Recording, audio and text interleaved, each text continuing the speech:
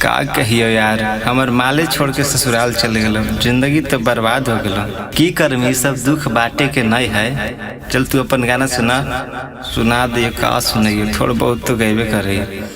कि चाल जला दी धानी, चाल जला दी धानी, चाल जला दी, चाल जला दी धानी, चाल जला दी धानी, चाल जला दी। और शादी कइल भइले बड़ी दीना, वहाँ करे बड़ी मना, वहाँ चाल जला दी। अरे नायिका सुना तो तोर की हम मर्जी, हमार गर्लफ्रेंड के ऊपर गाना। हाँ सुन।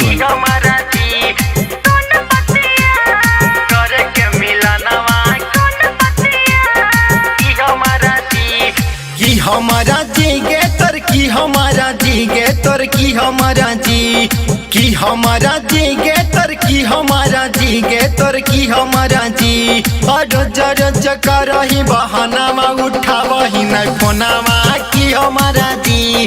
और रोज रोज करही बहानावा, उठावही नहीं फोनावा, की हमारा जी।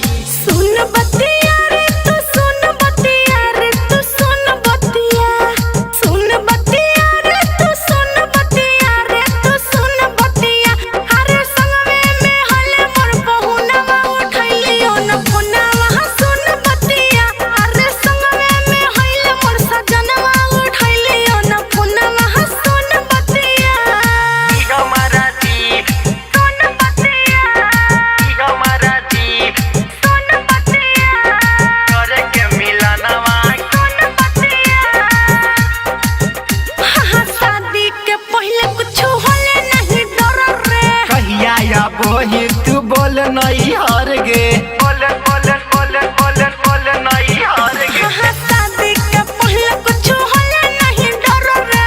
कहिया या बोही तू बोल नहीं हार गे। की हमारा जी गे तर, की हमारा जी गे तर, की हमारा जी, की हमारा जी गे तर, की हमारा जी गे तर, की हमारा जी। हमारो करो है बड़ी मनावा, करे के मिलनवा, की हमारा जी। हमारो करो है बड़ी मनावा, करे के मिलनवा, की हमारा जी, की हमारा जी, की हमारा जी, की हमारा जी।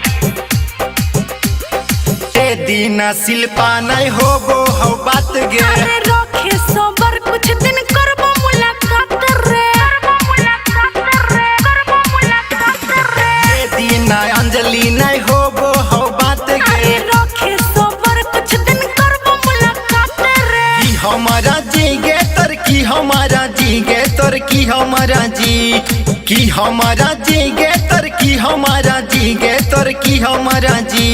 और रोज रोज करही बहानावा, उठावही नहीं फोनावा, की हमारा जी।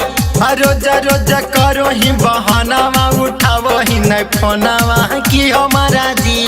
सुन बतिया रे तू, सुन बतिया रे तू, सुन बतिया, सुन बतिया रे तू, सुन बतिया रे तू, सुन बतिया। हरे संगवे में हले मोर बहुनवा, उठैलियो न फोनवा, सुन बतिया। हरे संगवे में हले मोर सजनवा, उठैलियो न फोनवा, सुन बतिया। की हमारा जी गे तर, की हमारा जी गे तर, की हमारा जी, की हमारा जी गे तर, की हमारा जी गे तर, की हमारा जी। और रोज रोज करही बहानावा, उठावही नहीं फोनावा, की हमारा जी। और रोज रोज करही बहानावा, उठावही नहीं फोनावा, की हमारा जी।